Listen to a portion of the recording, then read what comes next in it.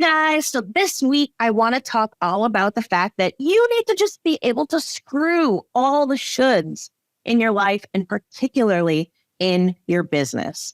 That's right. We got to screw those shoulds off, right? Because we have a tendency to should all over ourselves, to tell ourselves that our business should look a certain way, that our life should look a certain way, that we should look a certain way, that we should behave a certain way, that our marketing should look a certain way, that our schedule should look a certain way. Oh, I just feel so heavy even saying all of that. And I'm sure you do too. You've probably experienced this in your life in so many ways, and it's probably become a burden to you. You may not even realize all of the different ways that all of these shoulds have cropped up for you. Here's a key to determining if you are following some of those shoulds. Are you feeling any degree of guilt? Are you feeling any degree of shame about something that perhaps you're not doing or something that perhaps you are doing, but you don't feel you're doing good enough? Chances are, if you're feeling some degree of guilt or shame, it's because you've got a high degree of shoulds attached to it. Shoulds are essentially our way of judging ourselves, to try to make ourselves conform, to try to make our path conform to what we think it should be, what we think is appropriate, what we think will be successful, what we think we're supposed to do. Oh, those darn supposed to's that end up keeping us trapped. And they end up keeping us divorced from our authenticity, from our radical self-expression, from all of these things that make our business feel juicy and delicious and delectable and delightful and easy and fun. When we're following those shoulds, we're not following our own path of alignment, which is something we're going to be talking about next week. What we're doing is we're following somebody else's path. We're following a path that says, this is the way you're supposed to get from point A to point B, instead of saying, you know what? My path from point A to point B might not look like that, but it doesn't mean it's wrong.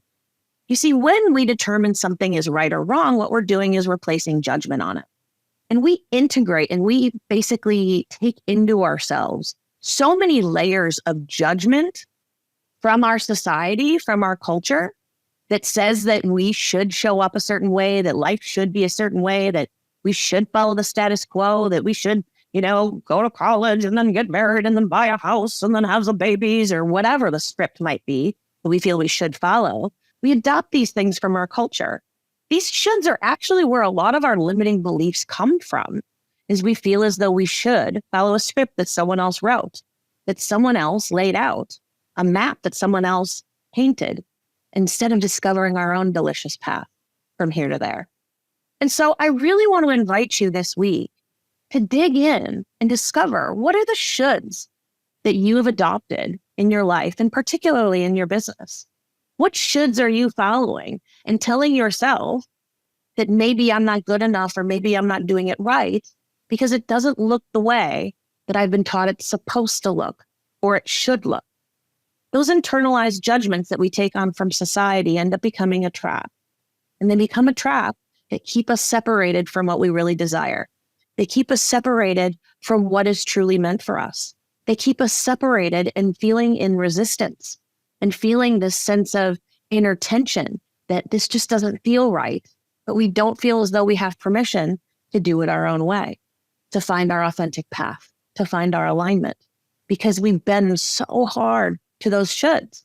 Because chances are you may have even been punished as a child if you didn't follow the shoulds. Well, you shouldn't act like that.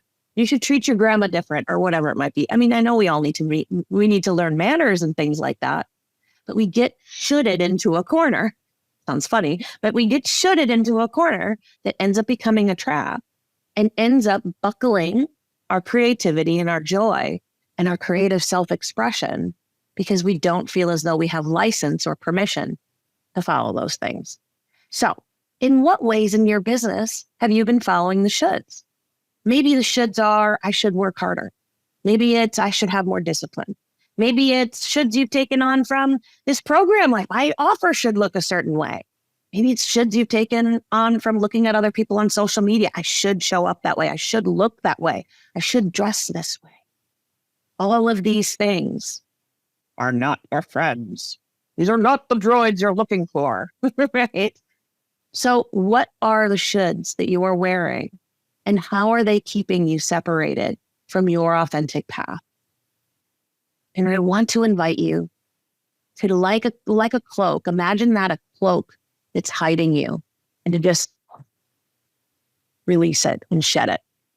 We'll be talking more in this week's mastermind call about shedding those shoulds, burning them off, allowing them to dissipate.